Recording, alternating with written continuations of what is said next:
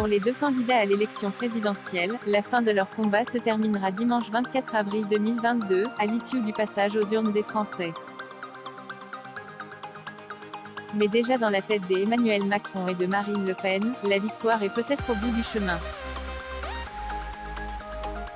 Ainsi, le président de la République a annoncé attendre ses soutiens dimanche soir, au Champ de Mars dans le 7e arrondissement de Paris pour célébrer sa victoire.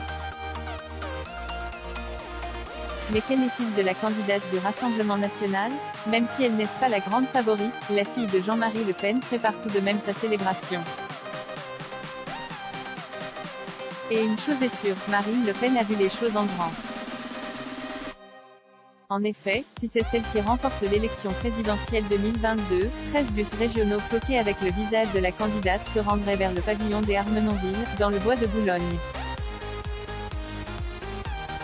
Dans sa voiture, la candidate du Rassemblement national se lancerait alors dans un parcours à travers les lieux symboliques du lien entre le peuple et l'État, peut-on lire dans un article du Parisien.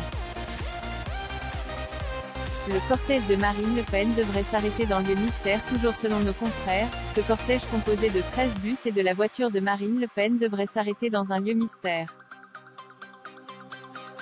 Seul indice, il est en extérieur et ne nécessite pas de demande d'occupation d'espace car aucune scène Y sera aménagée. Sinon, il y aurait eu des fuites, précise l'équipe.